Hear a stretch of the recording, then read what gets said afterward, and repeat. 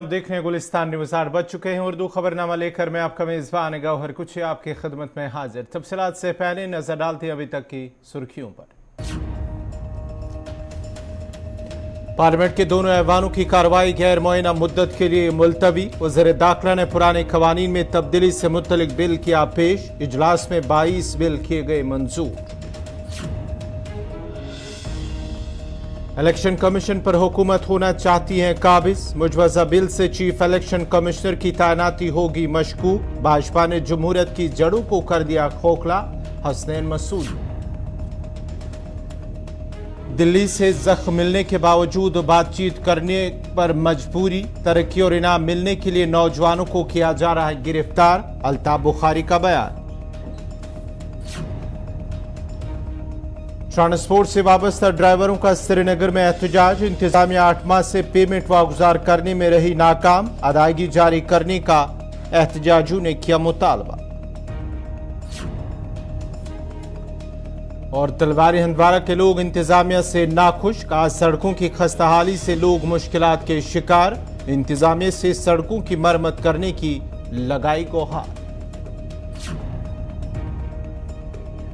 और अब पेश है खबरों की तफसील। रुकन पार्लियामेंट डॉक्टर फारूक अब्दुल्ला के अगर दम है तो पाकिस्तान के साथ जंग करो के बयान पर भारतीय जनता पार्टी के लीडर मुख्तार अब्बास नकवी ने कहा कि फारूक अब्दुल्ला की इस ख्वाहिश को भी बहुत जल्द पूरा किया जाएगा।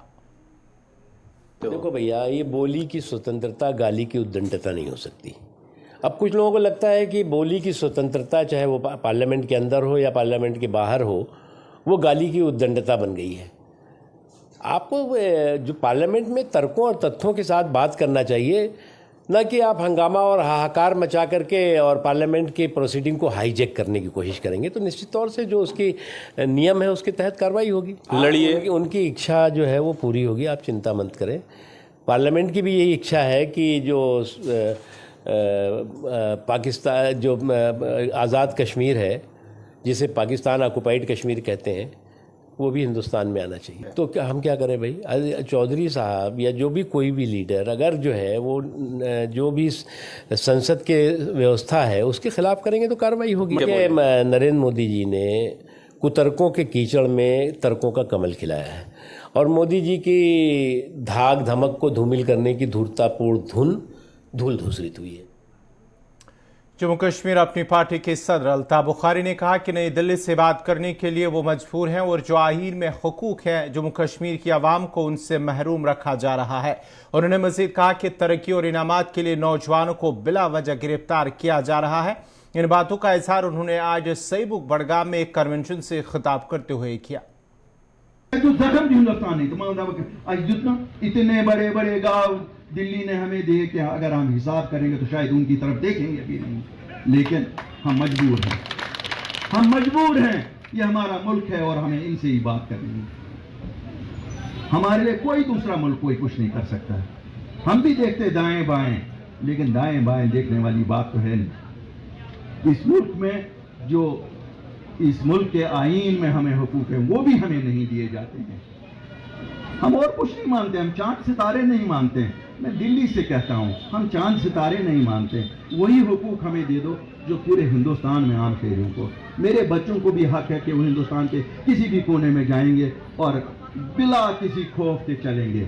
मेरी माओं को भी हक है कि उनके बच्चे यहाँ से बाहर गए कि हिंदुस्तान के किसी भी हिस्से में और वो बहिफाजत घर आएंगे, या यहाँ बच्चे यहाँ से निकले और श्रीनगर गए, उनको कहीं ये नहीं पकड़ा जाएगा किसी नाके पे और कहा जाएगा ओ इससे तो बम और ग्रेनेड पकड़े गए। हमें पता है ये बम और ग्रेनेड कहाँ से आते हैं।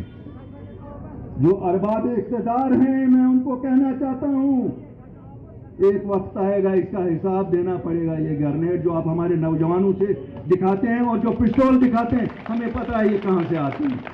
इनाम आप ले लो, आप इनाम लेते हैं हमारे नौजवानों को पकड़ के, लेकिन इनाम में इनकी जिंदगियां ना लो। आपके भी बच्चे हैं, आपके भी भाई हैं, आपकी भी बेटियां हैं। क्या कर रहे हो? ये कोई इंसाफ है? ये कोई इंसाफ है कि किसी नौजवान को यहाँ से घर से निकला है, मां के लिए दवाई लाना है उसको लाल चौक से, और आप किसी नाके पे उसको पकड़ते हो, फिर 10 दिन बाद कहते हो कि इससे 2 ग्रेनेड और 6 पोस्टर बरामद हुए। पोस्टर बनाने वालों का भी हमें पता, पोस्टर निकालने वालों का भी हमें पता, ग्रेनेड देने वालों का भी हमें पता। लेकिन अभी शायद वक्त नहीं आया है कि हम उंगुश नुमाई नहीं करते हैं। जिस दिन अल्ताफ बुखारी उस उंगुश नुमाई पे आया, उस दिन शायद कोई अपना चेहरा यहाँ बचा नहीं। श्रीनगर में ट्रांसपोर्ट से वाबस्ता ड्राइवरों और गाड़ी मालिकान ने एहतजाज किया। इस मौके पर एहतजाजियों ने मुबैना तौर पर कहा है कि कंपनी ने उनकी गाड़ियां किराए पर ली और उन्हें यात्रा ड्यूटी और सिक्योरिटी ड्यूटी के लिए कम से कम 8 माह से फराहम किया है, इस मकसद के लिए कि उनकी गाड़ियां चलती रही। लेकिन इंतजामिया की तरफ से अभी तक तकरीबन 8 माह गुजर चुके हैं, लेकिन एक भी पैसा वागुजार नहीं किया गया। उन्होंने मजीद कहा कि अगरचे उन्होंने कंपनी से राब्ता भी किया, ताहम वो कह रहे हैं कि हुकूमत ने अभी तक अदायगी जारी नहीं की है, जिसकी वजह से उन्हें मुश्किलात पेश आ रही है। उन्होंने वाला हुकाम से अपील की है कि उनकी पेमेंट को रिलीज किया जाए।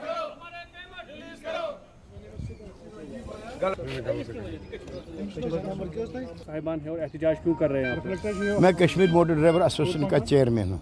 मेरा नाम अब्दुल क़य्यूम वानी है।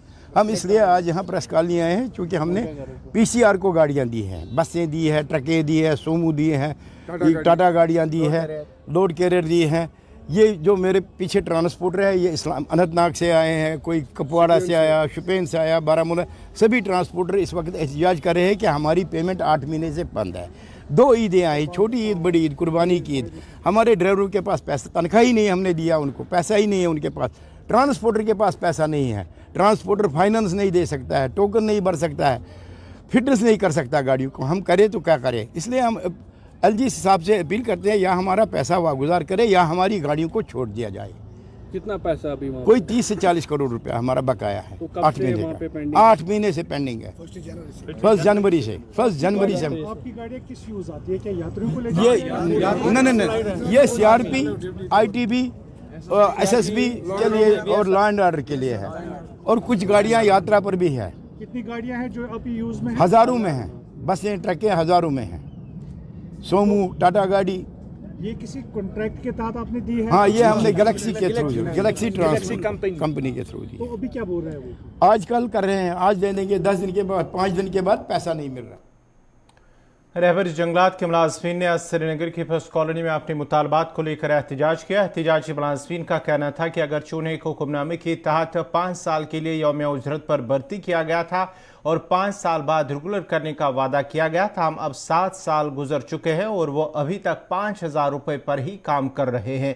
उन्होंने अब एलजी इंतजामी से अपील की है कि उन्हें मुस्तकिल किया जाए ताकि उन्हें मजीद मुश्किलात का सामना ना करना पड़े।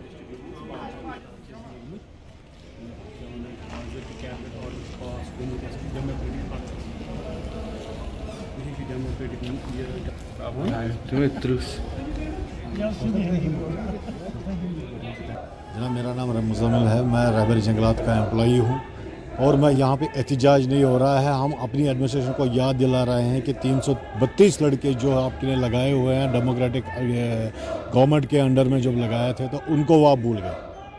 हमारा जो प्रोबेशन पीरियड था वो 5 साल का, अभी 7वें साल में हम आ गए हैं।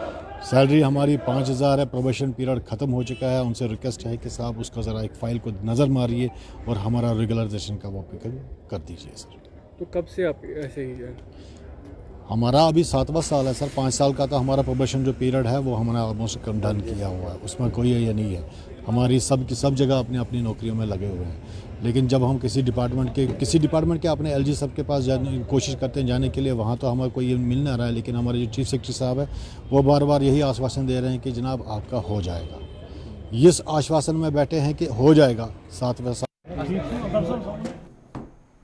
सब डिवीजन मेंढर के चिचला पंचायत पथरी गांव में लोगों और मकामी सरपंच ने महकमे सेहत के खिलाफ इल्जाम आयद किया है कि सरकार की जानिब से अगर हामिला ख्वातीन और बच्चों के लिए वैक्सीनेशन कराने का हुक्मनामा जारी हुआ है, लेकिन पंचायत चचला में महकमे सेहत की जानिब से वैक्सीनेशन का अमल नहीं किया जा रहा है। चचला पंचायत के सरपंच सईद चौधरी ने कहा है कि ये गांव बिल्कुल लाइन ऑफ कंट्रोल के नज़दीक है और यहाँ के लोग हमेशा से ही सरकार की जानिब से मुतारिफ की गई स्कीमों के फवाइद से महरूम रहते हैं। इस मामले पर बीएमओ मेंढर डॉक्टर इशफाक चौधरी ने कहा है कि 12 और 13 अगस्त को उनके इलाके में वैक्सीनेशन का अमल शुरू किया जाएगा। जिस कैंप के जरिए इस इलाका के अंदर देखो ऐसे है कि वैक्सीनेशन जो है वो एज़ पर शेड्यूल हमारी डिफरेंट फैसिलिटीज़ पे होती है और हम कुछ जगहों पे आउटरीच VHND कैंप्स भी लगाते हैं। मैंने यहाँ तकरीबन 3.5 महीने हो गए आए हुए। मैंने देखा था को बहुत से पॉकेट थे जहाँ वैक्सीन नहीं हो रही थी, तो मैंने खुद इनिशिएटिव लिया अपने DC साहब और CMO साहब और डिप्टी CMO साहब की कोऑर्डिनेशन के साथ कि ये हमारे कुछ एरियाज़ हैं जो लेफ़्ट रोड लगते हैं और ये ऐसे हैं हार्ड टू रीच एरिया है, तो उनको कवर करने के लिए हमने खुद इनिशिएटिव लिया और उन PRI सरपंच जी को हमने इन्वॉल्व किया था कि भाई आपके इन एरिया में वैक्सीन नहीं हो रही है, तो मैंने अवेयर किया कि इधर वैक्सीन कराएंगे। ने क्या किया, चलो वो उनकी राइट है, जैसे मर्जी करे, कुछ भी कह सकते हैं, बट मुझे ये चीज़ बहुत दुख से कहनी पड़ती है कि इनिशिएटिव हमने लिया कि हम यहाँ वैक्सीन कराएंगे और उसको उनने दूसरा शक्ल दे के और लोगों को वैक्सीन नीचे आने से फैसिलिटी पे नहीं आने दिया है साहब ने मिलके। और उसमें एक हमारी आशा भी इन्वॉल्व है। ये आशा और ANM का बीच में आपस में इनके पर्सनल मसले होते हैं, वैक्सीनेशन का इशू ही नहीं है। सरपंच साहब से मुझे फील हो रहा है कि वो मेरे पास आए थे, मैं इनको एश्योरेंस दी थी कि 12-13 को, मगर उन्हें जल्दी कर दिया। वो जानते हैं कि नेशनल डीवर्मिंग डे था, उन्हें भी इनागुरेशन करनी थी अपने एरिया में जहाँ हमारी फैसिलिटी है सब सेंटर सजला में, तो बजाय उसके उन्होंने इसको, चलो उनका अपनी विल है, जैसे मर्जी करें, हम कुछ नहीं कहेंगे, वो ठीक है कर सकते हैं। तो हम इंशाल्लाह हम अपना काम करेंगे, हम सर्विस प्रोवाइड करेंगे, वैक्सीनेशन करेंगे, कहीं भी लेफ्ट आउट हो कोई भी हमें बताएगा। नाजरीन, खबरनामा जारी रहेगा। यहाँ पे छोटा सा तिजारती वक्फा।